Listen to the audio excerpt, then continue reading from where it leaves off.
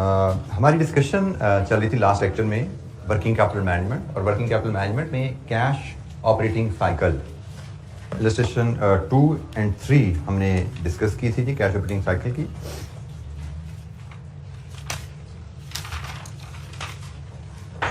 तो कोई issue, cash operating cycle कैसे कैलकुलेट किया जाता है, कैश ऑपरेटिंग साइकिल को एनालाइज करना हमने बात की थी। हम कैश ऑपरेटिंग साइकिल अपनी कंपनी का उसको इंडस्ट्री से भी कंपेयर करके देख सकते हैं, हमारी कंपनी की परफॉर्मेंस डिफरेंट एरियाज में कैसी है, और हम अपने कैश ऑपरेटिंग साइकिल को पिछले सालों से, अपनी कंपनी के पिछले सालों की वैल्यू से कंपेयर करके भी देख सकते हैं कि हमारी कंपनी की परफॉर्मेंस कैसे जारी है। जैसे हमने कंपैरिजन करें अगर हम रिसीवेबल डेज का, हमने रिसीवेबल डेज अपने कंपैरिजन किया इंडस्ट्री के साथ, तो हमें लगा हमारे रिसीवेबल डेज ज़्यादा है। अगर इंडस्ट्री भी डोमेस्टिक सेल करती है, हम भी डोमेस्टिक सेल करते हैं, तो हमारे रिसीवेबल डेज ज़्यादा होने का मतलब हम अपने कस्टमर से रिकवरी करने में सुस्त हैं। इसका मतलब हमें अपनी रिकवरी कलेक्शन प्रोसेस को एक्सपेडाइट करने की जरूरत है, इंप्रूव करने की जरूरत है। Unless we are into export, फिर शायद हमारा हायर रिसीवेबल डेज जस्टिफाइड हो जाए, क्योंकि एक्सपोर्ट में जनरली ज्यादा टाइम लगता है पैसे आने में। सो कंपैरिजन करना है और उसको रीजनेबली एनालाइज करना है ताकि हमें पता लग सके हमारे एरियाज ऑफ इंप्रूवमेंट क्या है। इसी तरह अगर हमने इंडस्ट्री से कंपैरिजन किया, हमारे इन्वेंट्री डेज ज्यादा आ रहे हैं।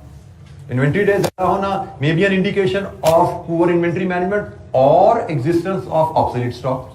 ऑब्सोलीट स्टॉक है जो इस्तेमाल ही नहीं हो रहा, वैसे ही पड़ा हमारे पास, तो इसलिए हमारे इन्वेंट्री डेज इंडस्ट्री से ज्यादा आ रहे हैं। तो हम कंपैरिजन करते हैं इंडस्ट्री से भी, कंपैरिजन करते हैं प्रीवियस ईयर से भी, ताकि हम जान सकें हमारी परफॉर्मेंस कैसी है वर्किंग कैपिटल मैनेजमेंट में। कैश ऑपरेटिंग साइकिल के लिहाज से कुछ मजीद पॉइंट्स जो हमें याद रखने हैं।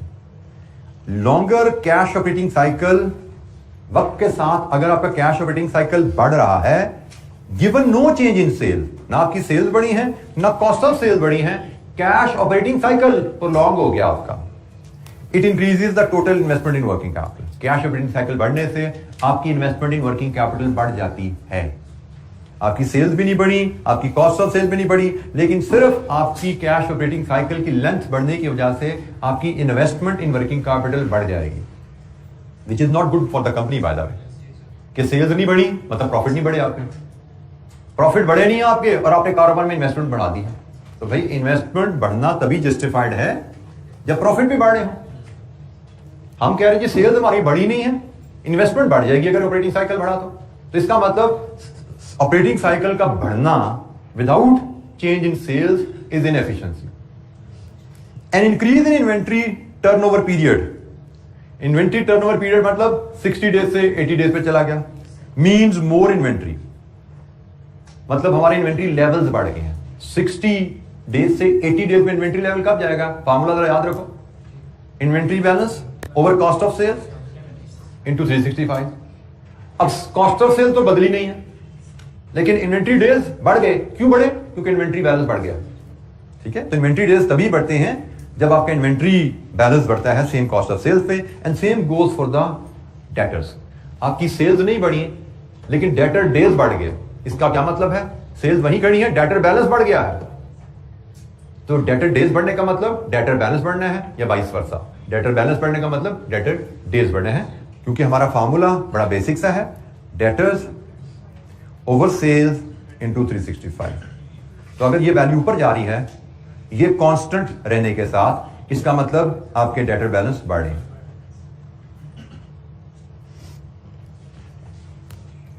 Increase in working capital reduces operational cash flows in the period। जब वर्किंग कैपिटल रिक्वायरमेंट आपकी बढ़ जाती है तो ऑपरेशनल कैश फ्लोज, आपको डे टू डे खर्चे पे करने की जो पैसा चाहिए वो लेसर अवेलेबल हो जाता है। आपके पैसे डेटर्स में फंस गए जाके, आपके पैसे इन्वेंट्री में फंसे हुए हैं, स्टॉक में गोदाउन में पड़े हुए हैं, और आपने बिजली का बिल पे करना है। डेटर से पैसे ही नहीं आया अभी, आपकी सैलरीज ड्यू होगी हैं, आपकी इन्वेंट्री बिकी नहीं है अभी, आपके बैंक के लोन की किस्त ड्यू होगी है। दिस इज कॉल्ड कि भाई ऑपरेशनल कैश फ्लोज की कमी होगी है। ठीक है। सो वर्किंग कैपिटल इन्वेस्टमेंट बढ़ने से ऑपरेटिंग कैश फ्लोज कमी हो जाती है and vice versa. Shorter cash operating cycle results in laser working capital investment and fall in working capital, increase in operating cash flow. जब इन्वेस्टमेंट इन वर्किंग कैपिटल कम हो जाएगी तो ऑपरेटिंग कैश फ्लोज आपको ज्यादा अवेलेबल हो जाएगा, bank में पैसा पड़ा होगा, आसानी से आप अपने खर्चे पूरे कर पाते हैं। ये थोड़ी सी कहानी है कैश ऑपरेटिंग साइकिल की, एसेट्स, करंट एसेट्स और करंट लायबिलिटीज और वर्किंग कैपिटल रिक्वायरमेंट्स को लिंक करते हुए। You need to understand this logical relationship. Exam में हमें जरूरी नहीं कोई रटी रटाई चीज लिखने को कहा जाएगा, हमें कोई केस छोटा सा बना के दिया जाएगा जिसमें डाटा दिया जाएगा, उस डाटा की बेसिस पे हमें कुछ कमेंट करने को भी कहा जा सकता है। अभी तो पास पेपर बहुत ज्यादा अवेलेबल नहीं है हमारे पास, हम कोशिश करेंगे मैक्सिमम जितनी प्रैक्टिस कर सके करें। जैसे मैं इसके आईकैप की किताब भी देखता हूँ, मैं जब भी नोट्स बनाता हूँ, जब भी आपसे डिस्कशन करता हूँ, आईकैप की किताब को बिल्कुल मैं सामने रखता हूँ, उसके सारे एंगल कवर करने की कोशिश की जाती है, उसके सारे क्वेश्चंस को इस बुक में ला के कवर करने की कोशिश की जाती है। क्योंकि आईकैप की बुक इज द की। अगर आपने आईकैप की बुक को तरीके से कवर नहीं किया, उसको फॉलो नहीं किया, तो शायद आपकी performance in exam will get affected. एक आईकैप के सीनियर काउंसिल मेंबर जो एकेडमिक्स में एकेडमिशियन भी रहे हैं और अभी भी एकेडमिक्स में इन्वॉल्व हैं, अभी भी काउंसिल मेंबर हैं, कल ही हम टीचर्स आपस में बैठे डिस्कशन कर रहे थे, तो उनकी एक बात का रेफरेंस आया बीच में कि आईकैप ने अपने पेपर सेटर्स को स्ट्रिक्टली इंस्ट्रक्शन दी हुई हैं कि जब भी पेपर बनाओ, आईकैप की प्रिस्क्राइब टेक्स्ट बुक आपके सामने खुली पड़ी होनी चाहिए। मतलब आपका पेपर का कोई सवाल उस बुक के कंटेंट से दाएं बाएं ना जाए, जो सिलेबस बुक में गिवन है वही सामने रख के क्वेश्चन बनाया जाए। इसीलिए अगर आप में से कोई बच्चा आईकैप टेक्स्ट बुक पढ़ने का आदी रहा है अपने पीआरसी में, अर्लियर कैप के पेपर में, you may be able to relate कि ये सवाल बुक के फलाने पेज से निकला है, ये सवाल बुक के फलाने पेज से निकला है, क्योंकि पेपर सेटर आईकैप की बुक को स्ट्रिक्टली फॉलो करता है। सो बुक को फॉलो करके आप अपनी सक्सेस के चांसेस बहुत ज्यादा बढ़ा लेते हैं। आईकैप की टेक्स्ट बुक अगर फॉलो कर रहे हो तो बहुत ही अच्छी बात है, उससे अच्छी बात ही कोई नहीं। बेशक मैंने नोट्स वगैरह बनाए होते हैं, but still despite that I strongly recommend जो बच्चा आईकैप की टेक्स्ट बुक पढ़ सके उसको जरूर पढ़नी चाहिए। तो जनाब हम थोड़ा सा एक स्टेप आगे चलते हैं कि ऑपरेटिंग साइकिल की इंफॉर्मेशन, हमने कहा जी ऑपरेटिंग साइकिल की इंफॉर्मेशन का वर्किंग कैपिटल रिक्वायरमेंट से बड़ा स्ट्रॉन्ग रिलेशनशिप है। पूरे पैराग्राफ में यही बात करते आ रहे हैं ना कि ऑपरेटिंग साइकिल कम होगा, ज्यादा होगा, वर्किंग कैपिटल रिक्वायरमेंट से उसका रिलेशनशिप है। ये रिलेशनशिप हम स्टडी करते हैं इलस्ट्रेशन 4 में। इस रिलेशनशिप को हम स्टडी करते हैं इलस्ट्रेशन 4 में। तो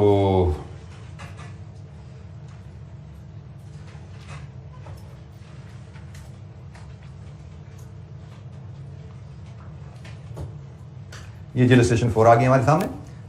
रिक्वायरमेंट क्या है? Calculate the working capital requirement of ABC for the next year. ABC को अगले साल कितना वर्किंग कैपिटल चाहिए? वर्किंग कैपिटल क्या होता है जी? By equation current asset minus current liabilities. अगले साल current asset minus current liabilities क्या होगा ये हमें एस्टिमेट करना है। तो ABC limited has the following expectation for the next year.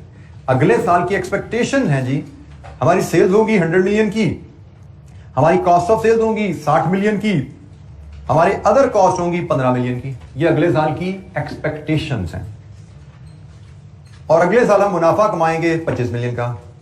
तो following working capital ratios are expected to apply. हमारा टारगेट है कि अगले साल इन्वेंट्री डेज हमारे होंगे 30, रिसीवेबल डेज होंगे 60, पेबल डेज होंगे 40 और साल में है 360 दिन। हमसे कहा गया है अगले साल की वर्किंग कैपिटल रिक्वायरमेंट बताइए। तो जनाब अगले साल की वर्किंग कैपिटल रिक्वायरमेंट क्या होगी?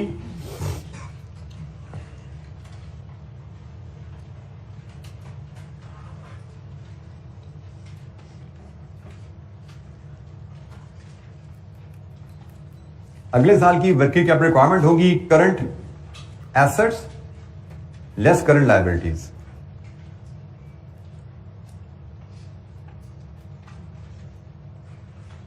यहां से हमें मिलेगी जी वर्किंग कैपिटल रिक्वायरमेंट। और करंट एसेट में सवाल से हमें पता लग रहा है हमें सिर्फ दो इंफॉर्मेशन अवेलेबल हैं, एक इन्वेंट्री के ऊपर और दूसरा रिसीवेबल के ऊपर। और करंट लायबिलिटीज के लिए हमें सिर्फ एक ही इंफॉर्मेशन दी गई है, वो है जी पेबल डेज। ठीक है, पेबल्स या क्रेडिटर्स कह लीजिए, एक ही बात है। तो हमें इन्वेंट्री रिसीवेबल्स की वैल्यू लाके करंट लायबिलिटीज में से लेस करनी है, हमें वर्किंग कैपिटल की फिगर मिलेगी। और डाटा रुपीज इन मिलियन में है, रुपीज इन मिलियन में लेके चलते हैं। अच्छा जी, आप जरा इंफॉर्मेशन को जरा कैप्चर कीजिएगा। हमने अभी तक जो पढ़ा है उसके मुताबिक हमने कहा है इन्वेंट्री डेज 30 डेज होने का मतलब क्या है?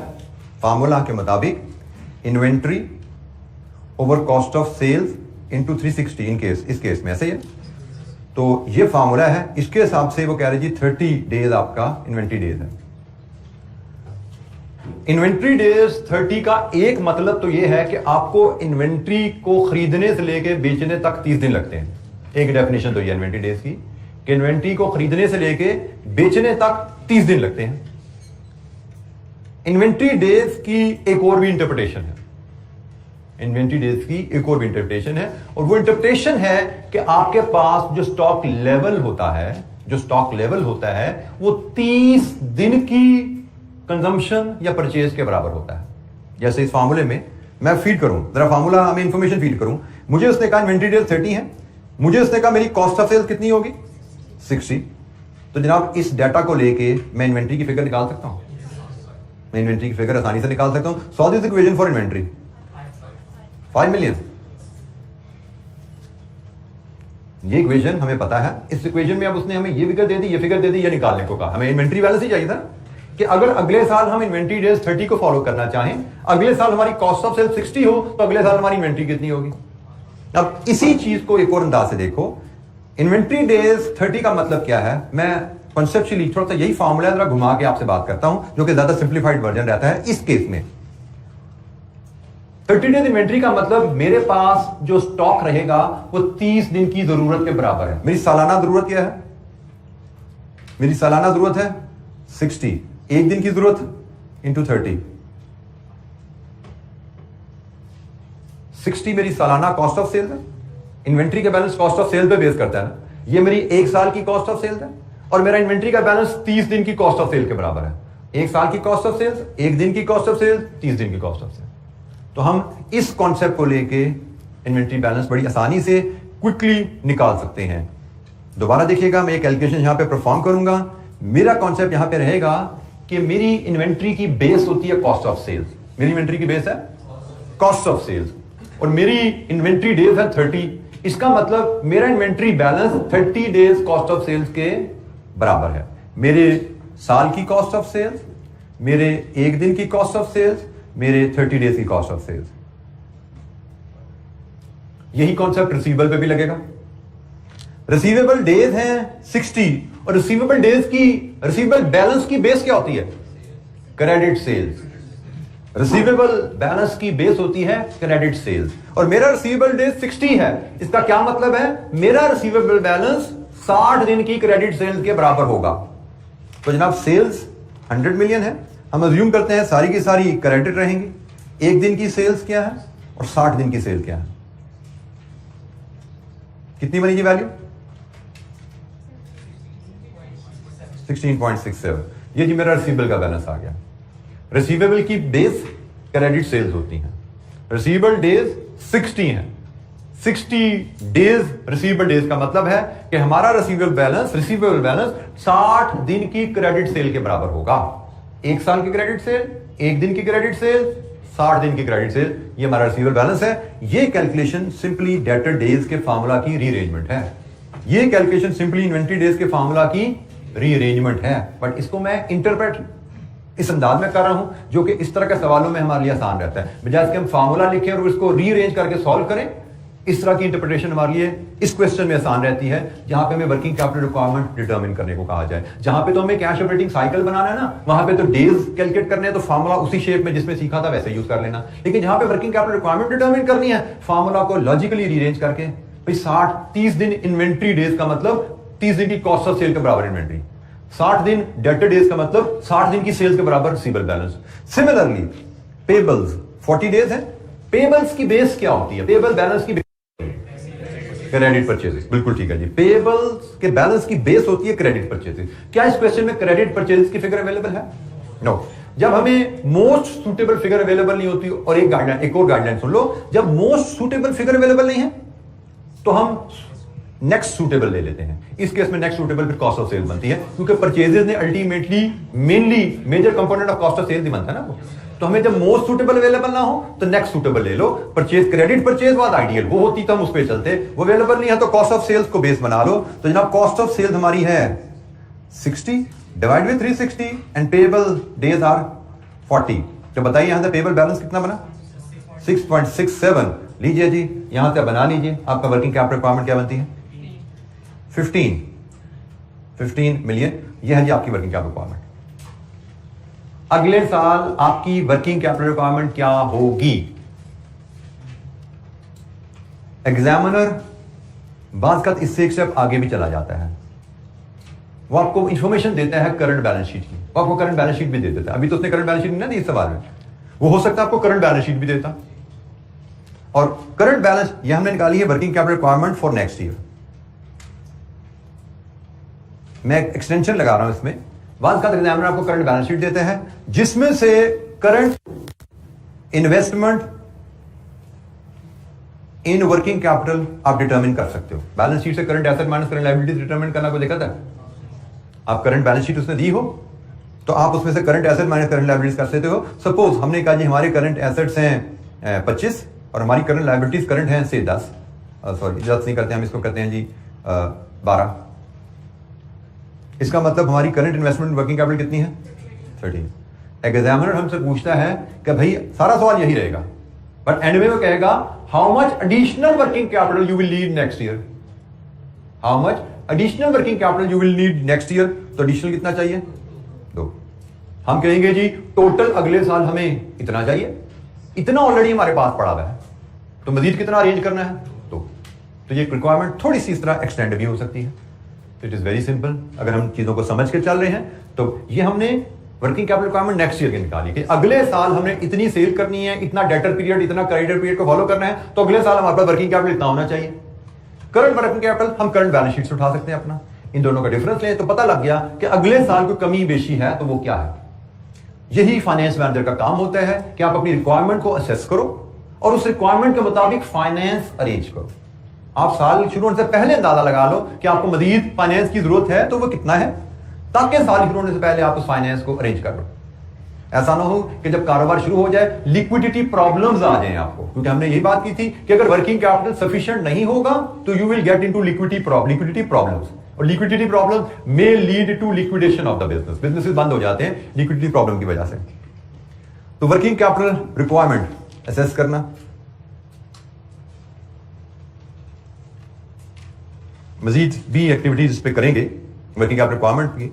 फिलहाल दो छोटी सी लिक्विडिटी पे हम बात तो ऑलरेडी कर चुके हैं। लिक्विडिटी क्या होता है? Having access to sufficient cash to meet all payments obligation when they fall due. Liquidity के सोर्सेज क्या होते हैं? आप कैश फ्लो जो बिजनेस से कमाते हो, जो डे टू डे बिजनेस से कैश फ्लो कमा रहे हो, वो आपकी लिक्विडिटी में रोल प्ले करते हैं। आपने पिछले साल के मुनाफे में से कुछ कैश रिजर्व रखा हुआ है कि कारोबार में ऊंच नीच आए, कुछ लिक्विड एसेट रखे हुए हैं, ये भी लिक्विडिटी में रोल प्ले करता है। इसके अलावा अगर आपने कमिटेड बोरिंग फैसिलिटी पे एक्सेस रखी हुई है, मतलब बैंक से अप्रूवल लेकर रखी हुई है से ओवरड्राफ्ट लाइन की, कि कभी हमें जरूरत पड़ेगी इमरजेंसी में तो हमें पैसा लेने की इजाजत दी जाए उधार, ये भी आपकी लिक्विडिटी में रोल प्ले करती है। लिक्विडिटी से मुराद क्या है कि जब पेमेंट का वक्त आए you should have access to funds. अगर वो फंड को एक्सेस आपको अर्निंग जो कर रहे हो वहां से पैसे मिल जाते हैं, आपने पिछले सालों के मुनाफे बचा के रखे हुए हैं उसको यूज कर सकते हो, और आपने बैंक से लोन की फैसिलिटी लेकर रखी हुई है कि मुझे कभी जरूरत पड़े इमरजेंसी में तो मुझे पैसा दे दीजिएगा। ऐसा ना हो कि मुझसे मेरा कोई क्रेडिटर पैसा मांगने आए और मेरे पास पैसा ना हो, दैट इज इलिक्विड। तो आप लिक्विडिटी के 3 सोर्सेज हैं जहां से अपनी लिक्विडिटी को आप मैनेज करते हो। जी बेटा, जी बिल्कुल कॉस्ट होती है। लिक्विडिटी है द कॉस्ट, वो तो हम पहले ही बात कर चुके हैं। जी बिल्कुल कॉस्ट होगी बेटा, कमिटमेंट की भी कॉस्ट होती है, फाइनेंस की 2 कॉस्ट होती है। अगर आपको याद हो, हमने कॉस्ट ऑफ फाइनेंस पढ़ लिया ना। हमने कहा था एक फाइनेंस की कॉस्ट होती है कॉस्ट ऑफ अरेंजिंग फाइनेंस और दूसरी कॉस्ट होती है कॉस्ट ऑफ यूजिंग फाइनेंस। तो कमिटमेंट मतलब कॉस्ट ऑफ अरेंजिंग फाइनेंस, ये तो आपको पे करनी पड़ेगी। ये कॉस्ट पे करके आपको कमिटमेंट मिलेगी, उसके बाद यूज करोगे तो फिर उसकी कॉस्ट अलग से देनी पड़ेगी। जी, एनी अदर क्वेश्चन, कोई और सवाल? अच्छा जी, हमारे पास 2 और रेशियोज हैं जिनका यूज हमें लिक्विडिटी की अंडरस्टैंडिंग में हेल्प करता है, करंट रेशियो और क्विक रेशियो। इन रेशियो से आप फेमिलियर हैं। करंट रेशियो का formula current assets over current liabilities है। क्विक रेशियो का formula current assets excluding inventory over current liabilities है। क्विक रेशियो ज्यूम करती है कि भाई तमाम current assets with in 12 months आपके इन कैश हो जाते हैं इन्वेंट्री के अलावा। इन्वेंट्री को बात कर बेशक हमने करंट एसेट्स में डाला होता है, लेकिन बात का उनको बेचना, बेच के कैश में कन्वर्ट करना, it may take over 1 year, it may take. और स्पेशली जब आप बिजनेस बंद कर रहे हो, जब आप अपनी लायबिलिटीज पे ऑफ करने जा रहे हो, तो आपका सामान बिकने में दिक्कत होती है, सो रियलाइज करने में पैसा प्रॉब्लम हो सकती है। So current ratio, quick ratio दोनों से आप फेमिलियर हैं, इनकी कैलकुलेशन आपके लिए कोई चैलेंज नहीं है। ये दोनों हमारे लिक्विडिटी के मेजर्स हैं, इन दोनों को हम लिक्विडिटी रेशियोज कहते हैं। ये क्विक रेशियो भी कहलाती है, ये इसका एक और नाम भी है एसिड टेस्ट रेशियो, ठीक है। सो ये दोनों रेशियोज के फार्मूला से आप फेमिलियर हैं। ये दोनों रेशियो लिक्विडिटी का मेजर हैं और एक जनरल गाइडलाइन के तौर पे करंट रेशियो का स्टैंडर्ड 2:1 है और क्विक रेशियो का स्टैंडर्ड 1:1। ये जनरल गाइडलाइन है, ये भी ध्यान रखिएगा, ये कोई हार्ड एंड फास्ट रूल नहीं होता। आपकी गाइडलाइन स्पेसिफिक आपके बिजनेस की इंडस्ट्री से अलाइन होकर बनती है। आपने देखना है कि मेरी करंट रेशियो ठीक है या नहीं, तो अपने इंडस्ट्री से कंपैरिजन कर लो। आपने देखना है मेरी क्विक रेशियो ठीक है या नहीं, इंडस्ट्री से कंपैरिजन कर लो। लेकिन इन the absence of any other comparative data, these can be considered standards कि भाई 2:1, 1:1 एक जनरली एक्सेप्टेबल स्टैंडर्ड है, लेकिन स्पेसिफिक स्टैंडर्ड जानना है अपने बिजनेस का तो इंडस्ट्री से डाटा उठाओ। इंडस्ट्री में देखो क्या रेशियो चल रही है आपके बिजनेस की। अच्छा, ये इलस्ट्रेशन 5 हम देखते हैं, वो भी थोड़ी सी हमारी रिवीजन है इन्हीं फार्मूलाज को लेके जो डिस्कशन हमारी हुई है। इलस्ट्रेशन नंबर 5,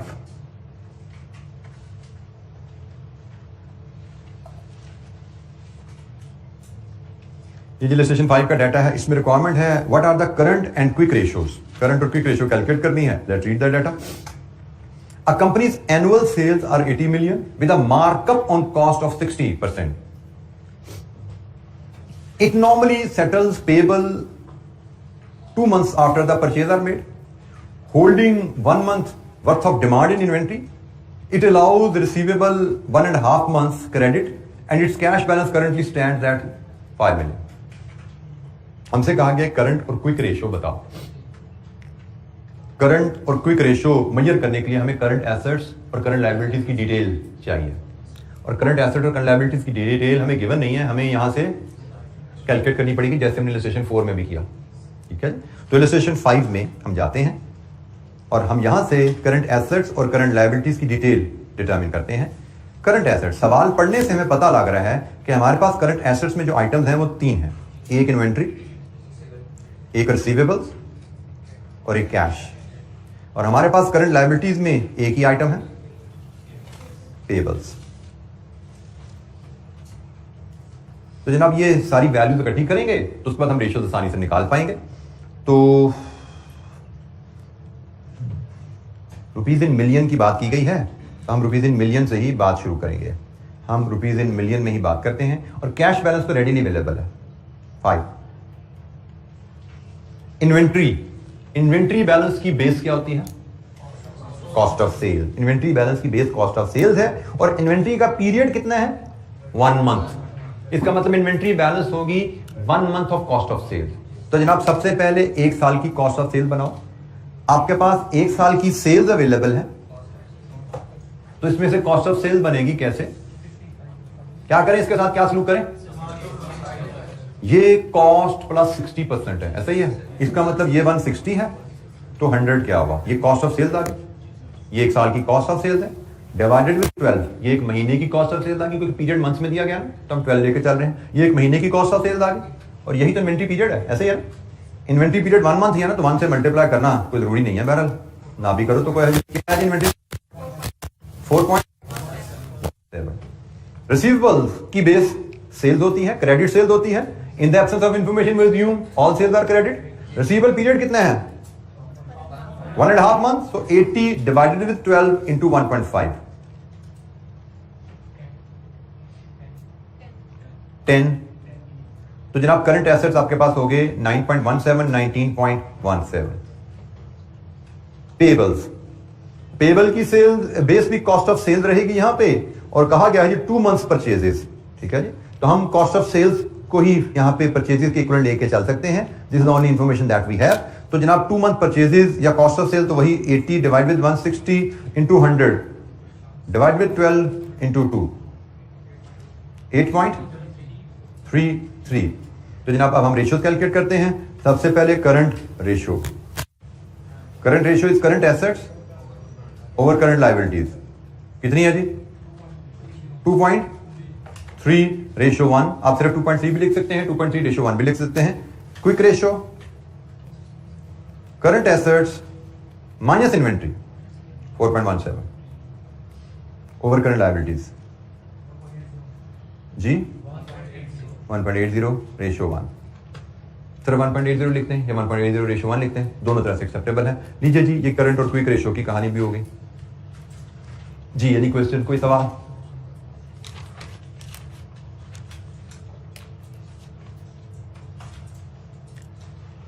लिक्विडिटी को मेजर करने के लिए करंट एंड क्विक रेशियोज ये भी यूज की जाती हैं। लिक्विडिटी का मेजर है। अगर हमारी करंट और क्विक रेशियो इंडस्ट्री स्टैंडर्ड्स के बराबर हैं, इसका मतलब हम एक रीजनेबल लिक्विडिटी मेंटेन कर रहे हैं। अगर हमारी करंट और क्विक रेशियो इंडस्ट्री स्टैंडर्ड से कम है, इसका मतलब हमारी लिक्विडिटी स्टैंडर्ड से बेंचमार्क से कम है। करंट क्विक रेशियो कम होने का मतलब लोअर लिक्विडिटी। और अगर हमारी करंट और क्विक रेशियो इंडस्ट्री स्टैंडर्ड से ज्यादा है, इसका मतलब हमने जरूरत से ज्यादा इन्वेस्टमेंट कर दी है वर्किंग कैपिटल में। हम जरूरत से ज्यादा लिक्विडिटी मेंटेन कर रहे हैं और जरूरत से लिक्विडिटी हैज इट्स कॉस्ट। तो अगर आप जरूरत से ज्यादा लिक्विडिटी रख रहे हैं, तो हमने बात की थी लिक्विडिटी बढ़ाओगे तो प्रॉफिटेबिलिटी डाउन हो जाएगी। हमें लिक्विडिटी और प्रॉफिटेबिलिटी का बैलेंस रखना है जी। कोई सवाल? अच्छा, ये एक लास्ट रेशियो, बेसिक्स रेशियो है, sales revenue over net working capital. Very simple ratio. Sales revenue PNL के फिगर है, net working capital current asset minus current liabilities है। लेट्स अज्यूम आपने 2 सालों का डाटा लिया, 2021 का और 2022 का। यहां पे आपकी फिगर थी से 100 revenue over 20 working capital. Answer आ रहा है आपका 5। 2022 में हुआ 100 ही रेवेन्यू है और आपकी लिक्विडिटी चली गई है से 15 पे। आंसर क्या आया? और वर्किंग कैपिटल 15 पे, आंसर क्या आया? 6.67। अच्छा जी, ये रेशियो है sales over working capital. Sales over working capital के रेशियो हम अगर देखें, यहां से 2021 से 22 तक रेशियो बढ़ गई है। रेशियो का बढ़ना हमें क्या बता रहा है? हम सिंपली वैल्यूज को कंपेयर करके देख सकते हैं। रेशियो का बढ़ना हमें बता रहा है कि हमारी लिक्विडिटी ड्रॉप हुई है। सेल्स वहीं की वहीं खड़ी है, लेकिन वर्किंग कैपिटल हमारा कम हो गया है। हमने बेसिक कॉन्सेप्ट एक सीखा हुआ है कि हमारी इन्वेस्टमेंट इन वर्किंग कैपिटल का ताल्लुक हमारा लेवल ऑफ एक्टिविटी से है। ये बात हमने शुरू में पहले लेक्चर में बात की थी कि हमें अपनी एसेट्स में कितनी इन्वेस्टमेंट की जरूरत पड़ेगी, ये डिपेंड करेगा हमारी सेल्स कितनी है। हमारी सेल्स ज्यादा है, we will need more money to finance debtors. हमारी सेल्स ज्यादा है, we need more inventory to support production. अब यहां पे हम देख रहे हैं सेल्स तो वहीं की वहीं खड़ी हैं, लेकिन 2021 से 22 तक आते आते इन्वेस्टमेंट कम हो गई है। इसका मतलब हमारी लिक्विडिटी ड्रॉप हुई है। So sales over working capital ratio भी आपको लिक्विडिटी पे इंफॉर्मेशन देती है। तो लिक्विडिटी को देखना। अच्छा, ये ध्यान में रखना है, रेशियो कभी भी स्टैंड अलोन कुछ नहीं बता रही है। 5 इटसेल्फ क्या बता रही है? कुछ नहीं। रेशियो हमेशा कंपैरिजन में इंफॉर्मेशन देती है। कंपैरिजन पिछले साल से कर लो, कंपैरिजन इंडस्ट्री स्टैंडर्ड से कर लो। कंपैरिजन के बगैर रेशियो की वैल्यू यूजलेस है आपके लिए। तो यहां पे हम कंपैरिजन करते हैं पिछले साल से, तो पता लगा कि हमारी लिक्विडिटी ड्रॉप हुई है। इस रेशियो के बढ़ने का मतलब लिक्विडिटी का ड्रॉप होना है, एंड वाइस वर्सा। ये रेशियो अगर गिर रही है, इसका मतलब लिक्विडिटी बढ़ रही है, वो भी अच्छी बात नहीं है। लिक्विडिटी बढ़ना भी अच्छी बात नहीं है, लिक्विडिटी गिरना भी अच्छी बात नहीं है। लिक्विडिटी को एक ऑप्टिमल लेवल पे मेंटेन करना इज द टारगेट। ठीक हो गया? वो ऑप्टिमल लेवल हम कहां से ले सकते हैं? Industry standard. इंडस्ट्री स्टैंडर्ड में tell us what is an optimal sales over working capital ratio. यहां से तो हमें नजर आ रहा है हमारी वर्किंग कैपिटल, हमारी लिक्विडिटी ड्रॉप हुई है, लेकिन स्टिल हम ये नहीं कह सकते ये बुरा है, unless we know what is the industry standard. हो सकता है इंडस्ट्री स्टैंडर्ड यही हो, 6.7 हो। हम ये तो कह सकते हैं कि हमारी लिक्विडिटी पिछले साल के मुकाबले में कम हुई है, लेकिन इंडस्ट्री स्टैंडर्ड 6.7 के लिहाज से तो बिल्कुल ठीक है, डेंजरस नहीं है बात। ठीक है, तो आपको इंफॉर्मेशन को कंपैरिजन में कमेंट करना है। हमें इंफॉर्मेशन रेशियोज आ सकती हैं लिक्विडिटी की, उन पे कमेंट करने को कहा जा सकता है। तो कमेंट हम कंपैरिजन के हिसाब से बताते हैं कि यहां से यहां कंपैरिजन बता रहा है कंपनी की लिक्विडिटी कम हुई है, लेकिन क्या ये डेंजरस है या नहीं, इसके लिए हमें इंडस्ट्री स्टैंडर्ड की इंफॉर्मेशन चाहिए। उसके बगैर हम ये नहीं बता सकते ये डेंजरस है या नहीं। ये नजर आ रहा है कि लिक्विडिटी कम हुई है। अब ये अच्छी बात है बुरी बात है, जब तक हमें इंडस्ट्री स्टैंडर्ड नहीं पता हम कमेंट नहीं कर सकते। ये एग्जामिनेशन में लिखने वाला आंसर है इस केस का। लिक्विडिटी कम हुई है, लेकिन based on this information we can not comment is it good or bad unless we have industry comparison available. जी एनी क्वेश्चन, कोई सवाल? अच्छा जी, एक क्योंकि सवाल इसमें थोड़े मैं बाद में दोबारा रिव्यू कर रहा था, मुझे लगा कुछ सवाल हमारे पास कम है प्रैक्टिस के लिए इस एरिया में, आईटेप की बुक में भी नहीं अवेलेबल था, तो फिर मैंने कुछ इन्फॉर्मेशन अरेंज की, कुछ डाटा अरेंज किया ताकि हम डिस्कशन को मज़ीद आगे लेके जा सकें। तो ये एक छोटा सा हैंडआउट है जो मैं आपसे शेयर करने जा रहा हूँ। इलस्ट्रेशन 6 है जी, ये मैं हैंडआउट आपसे अभी ग्रुप में शेयर कर लेता हूँ।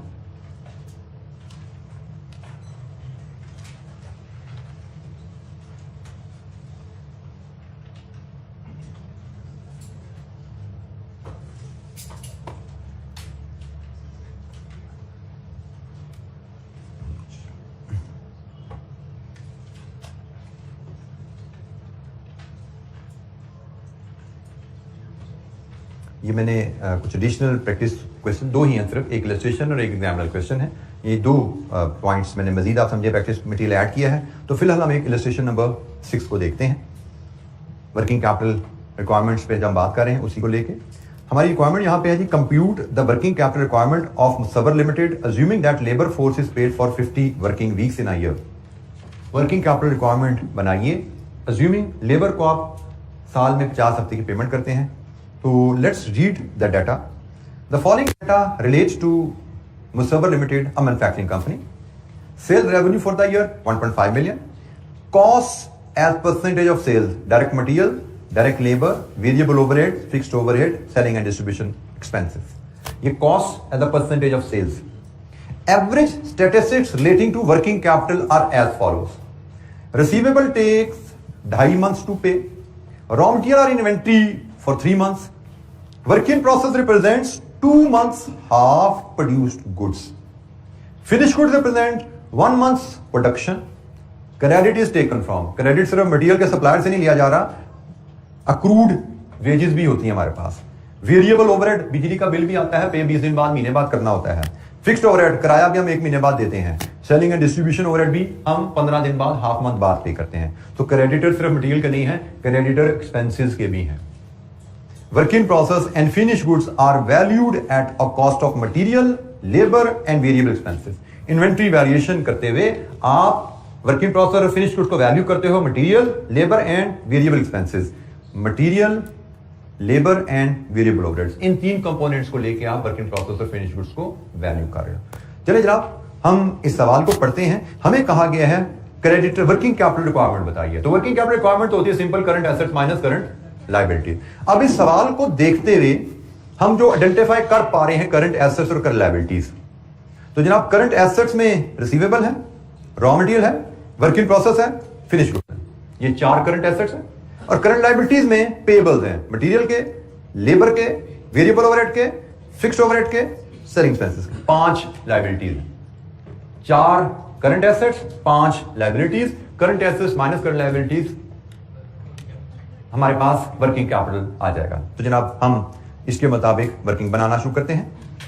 इलस्ट्रेशन नंबर 6, जिसका डाटा आपसे हैंडआउट में शेयर कर लिया गया है, व्हाट्सएप आपको आ चुका है। इलस्ट्रेशन नंबर 6 हमने कहा जी, करंट एसेट्स में हमारे पास receivables, raw material, work in process and finish goods, ये हमारे पास करंट एसेट्स हैं।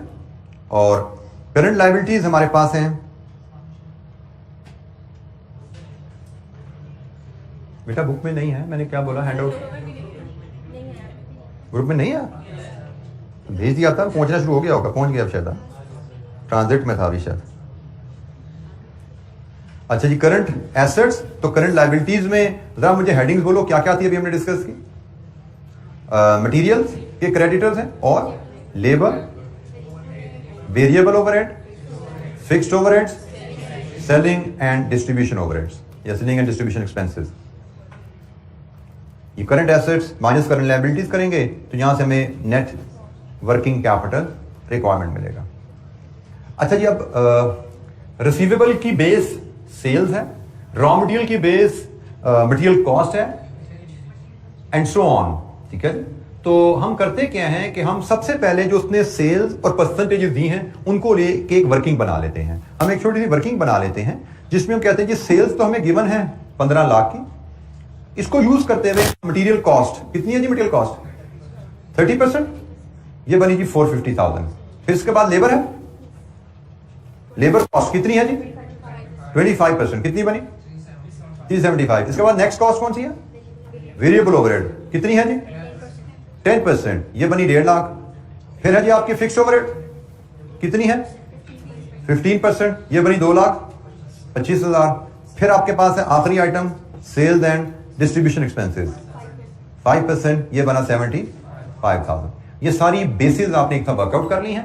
अब इन बेसिस को लेके और गिवन पीरियड्स को लेके आप करंट एसेट्स और करंट लायबिलिटीज डिटरमिन करेंगे। सबसे पहले फिगर निकालनी है आपने कौन सी जी? रिसीवेबल की। रिसीवेबल की बेस क्या है? 15 लाख सेल्स। और रिसीवेबल का पीरियड क्या है? रिसीवेबल का पीरियड क्या है? 2.5 मंथ। 2.5 मंथ रिसीवेबल पीरियड का मतलब रिसीवेबल का बैलेंस 2.5 महीने की सेल्स के बराबर है। तो जनाब रिसीवेबल का बैलेंस 2.5 महीने की सेल के बराबर है। साल की सेल, 1 महीने की सेल, 2.5 महीने की सेल। तो जनाब रिसीवेबल का बैलेंस कितना है?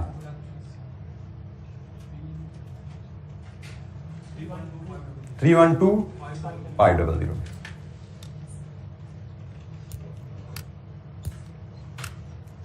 रॉ मटेरियल की इन्वेंट्री का बैलेंस, इसकी बेस होगी रॉ मटेरियल कंजम्पशन।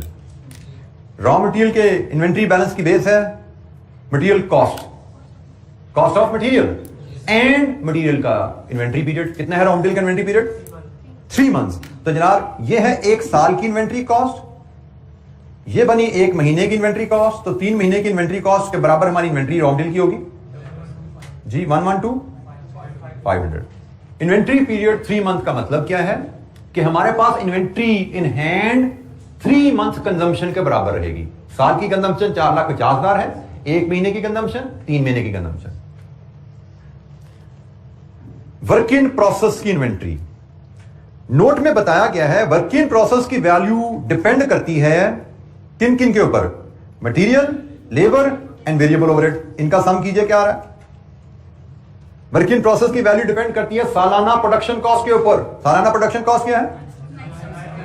975,000। ये हमारी सालाना प्रोडक्शन कॉस्ट है। तो वर्क इन प्रोसेस की value material, labour, variable overhead के ऊपर बेस करती है, वो 975 है। और वर्क इन प्रोसेस का पीरियड कितना है? वर्क इन प्रोसेस का inventory period 2 months half produced. Work in process fully produced goods नहीं है। अब जरा देखिएगा इसकी वर्किंग। हमने कहा जी वर्किंग प्रोसेस प्रोडक्शन कॉस्ट पे बेस करती है और प्रोडक्शन कॉस्ट हमारी है 975,000 1 साल की। ये 1 साल की प्रोडक्शन कॉस्ट है, मतलब 1 साल में जो यूनिट्स बनाए उन पे खर्चा कितना आता है, डिवाइडेड विद 12 कर दो। 1 महीने में जो हम यूनिट्स बनाते हैं उन पे कितना खर्चा आता है, डिवाइडेड विद 2 कर दो। 2 महीने में जो यूनिट्स बनाते हैं उन पे कितना खर्चा आता है। वर्क इन प्रोसेस 2 महीने की प्रोडक्शन है लेकिन फुल यूनिट्स नहीं है, 50% प्रोड्यूस है। ये लिखा हुआ ना, ये 1 साल के फुल यूनिट्स की प्रोडक्शन कॉस्ट है, ये 1 महीने के फुल यूनिट्स की प्रोडक्शन कॉस्ट है, ये 2 महीने की फुल यूनिट्स की प्रोडक्शन कॉस्ट है, 2 महीने के हाफ प्रोडक्शन कॉस्ट, 2 महीने की प्रोडक्शन की हाफ कॉस्ट कितनी बनी? 81,250। ये नहीं क्वेश्चन, कोई सवाल? Work in process material, labour, variable overhead पे वैल्यू की work in process and finish goods, they both, work in process and finish goods they both are valued material, labour and variable overheads. और उसने कहा work in process 2 महीने की half produced inventory होती है। तो ये पूरे साल की प्रोडक्शन, ये 1 महीने की प्रोडक्शन, ये 2 महीने की प्रोडक्शन, 2 महीने की प्रोडक्शन एट फुल कॉस्ट, 2 महीने की प्रोडक्शन एट हाफ कॉस्ट। जो उसने लिखा हमने उसी अंदाज में ये कैलकुलेशन परफॉर्म की। फिनिश गुड्स के बारे में क्या कहानी है? 1 मंथ प्रोडक्शन और फिनिश गुड्स फुल प्रोडक्शन होती है। तो जनाब फिनिश गुड्स की कहानी आपकी जो होगी 975 पे बेस करेंगे, divided with 12, that's it, into 1 करना, करो ना करो एक ही बात है। फिनिश गुड्स आपकी 1 मंथ फुल प्रोडक्शन है ना, तो जनाब साल की प्रोडक्शन डिवाइड विद 12, 1 मंथ की प्रोडक्शन। ये भी वैल्यू आ रही है शायद 81,250। लीजिए जी, करंट एसेट्स हमारे कंप्लीट हुए। तमाम वैल्यूज को देख लीजिए, कोई चीज समझ नहीं आती पूछिए।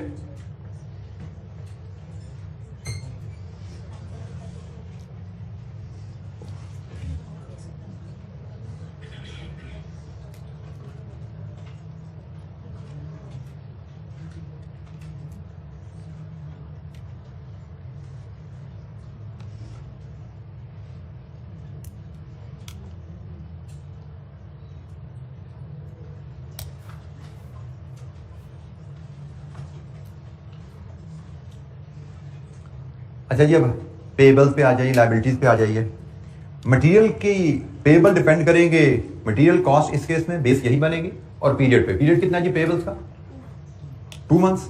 तो मटेरियल के पेबल्स, ये पूरे 1 साल की मटेरियल की आपकी परचेज है, डिवाइड बाय 12, 1 महीने की परचेज इंटू 2। अब यहाँ पे चूंकि इन्वेंट्रीज का जिक्र नहीं, ओपनिंग क्लोजिंग हम अज्यूम करेंगे consumption is equal to purchase, ठीक है।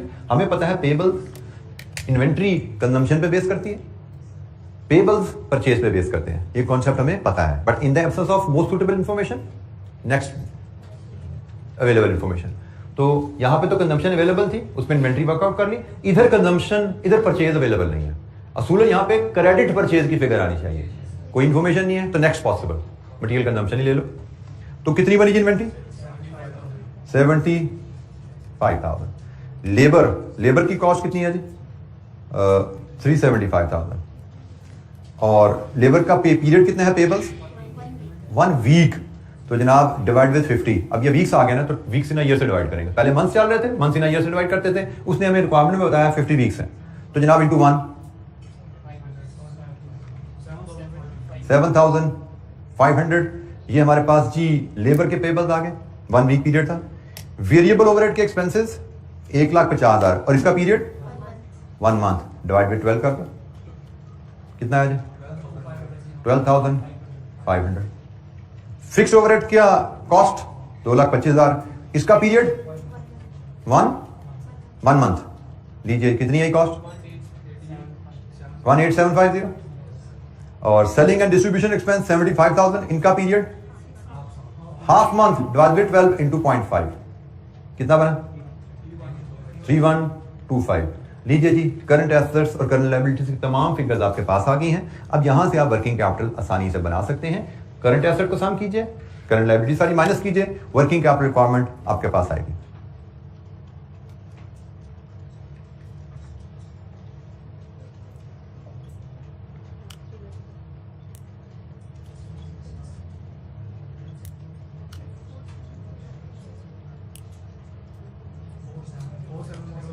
फोर 70625।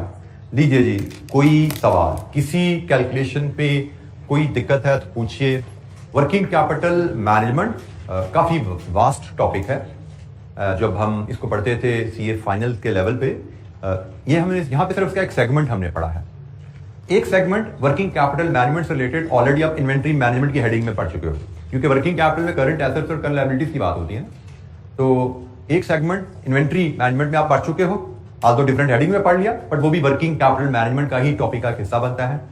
एक सेगमेंट हमारे सिलेबस में यहाँ पे है, इसके अलावा भी बड़े अहम 1-2 सेगमेंट होते हैं जो हमारे सिलेबस का हिस्सा नहीं है, ठीक है। तो हमारी लर्निंग के लिहाज से वर्किंग कैपिटल पे डिस्कशन कंप्लीट हो चुकी है। प्रैक्टिस ही कर रहे थे, ये लेजिस्लेशन 6 हमने की है, ये फर्दर प्रैक्टिस में की है। तो कल का दिन और मे भी शायद परसों का भी कुछ दिन हम मजीद प्रैक्टिस पे लगाएंगे, जिसके बाद हम नेक्स्ट चैप्टर जो है वो बजटिंग का उस पर मूव कर रहे होंगे। जैसे आप लोग को अनाउंसमेंट तकरीबन हो गई भी है छुट्टियों की, ईद की भी माशाल्लाह चांद की खबर के हिसाब से कंफर्मेशन आ गई भी है। तो इसके हिसाब से नेक्स्ट वीक हमारी क्लासेस नहीं आ रही, नेक्स्ट वीक क्लासेस नहीं है, इसका मतलब हम ये वीक 2 क्लासेस देंगे, फिर 1 वीक का हमारा बीच में ऑफ आ जाएगा, और फिर हम मिलेंगे जब। तो बजटिंग और रिस्क मैनेजमेंट 2 एरियाज हमारे रहते हैं। तो उसमें मेरी जो प्लानिंग होगी कि कुछ तो मैंने जाहिद साहब से रिक्वेस्ट की हुई है पहले से ही कि हमें टाइम चाहिए होगा, सीरी की निस्बत हमें यहाँ पे फाइनेंस ज़्यादा टाइम चाहिए, कुछ तो टाइम हम उनसे लेंगे। जैसे मेरे जहन में है कि जब हम 1 हफ्ते बाद आएंगे तो जल्दी हम एक पूरा वीक 6 क्लासेस हम प्लान करेंगे कि हम पूरे वीक की क्लासेस हम लेंगे। थ्योरी का सिलेबस की कवरेज का अंदाज थोड़ा सा डिफरेंट होता है, वहाँ पे चीज़ों को बेहतर अंदाज में कम टाइम में मैनेज किया जाता है। इधर चूंकि चीज़ें भी नहीं हैं और अभी पास पेपर भी अवेलेबल नहीं है, तो कुछ R&D के हिसाब से हमें काम थोड़ा ज़्यादा करना पड़ा। जैसे मैं कह रहा हूँ आई कैप ने क्वेश्चन यहाँ पे सिर्फ 2 या 3 लिस्ट्रेशन दी हुई है, 2 क्वेश्चन दिए हैं, लेकिन मुझे लग रहा है कोई सफिशिएंट मटेरियल नहीं है। मैं आपसे ज़्यादा मटेरियल डिस्कस करना चाह रहा हूँ, इसलिए आया तो हम काम थोड़ा ज़्यादा कर रहे हैं। तो कुछ तो हम इस तरह मेकअप करेंगे उन छुट्टियों का, और फिर मे भी कुछ हम क्लास एक्स्ट्रा में भी 2-3 लेक्चर एक्स्ट्रा हम रिकॉर्ड कर लें, वो आपको मैं एक्स्ट्रा रिकॉर्ड करके यूट्यूब पे अवेलेबल कर दूंगा ताकि हम इसको कवर अप कर सकें टाइमली इंशाअल्लाह, ठीक है। तो हम कोई बहुत ज़्यादा पीछे नहीं है, सिर्फ ईद की छुट्टियों का जो गैप आ रहा है कुछ इसको कवर करेंगे, और मे भी 2-3 लेक्चर को हम अलग से मेकअप करके हम इंशाअल्लाह टाइम पे इसको कवर कर पाएंगे। तो आज के लिए इतना ही, बाकी इंशाअल्लाह कल हम इसके पास पेपर क्वेश्चन की प्रैक्टिस में मिलेंगे। 2 क्वेश्चन हमारे पास बुक में अवेलेबल है, 1 क्वेश्चन मैंने आपको आज हैंड आउट दिया उसमें अवेलेबल है। तो 3 टोटल क्वेश्चन है, कल का टाइम परसों का टाइम लगा के 3 क्वेश्चन करेंगे और फिर नेक्स्ट चैप्टर में मूव करेंगे। थैंक यू वेरी मच, अस्सलाम वालेकुम।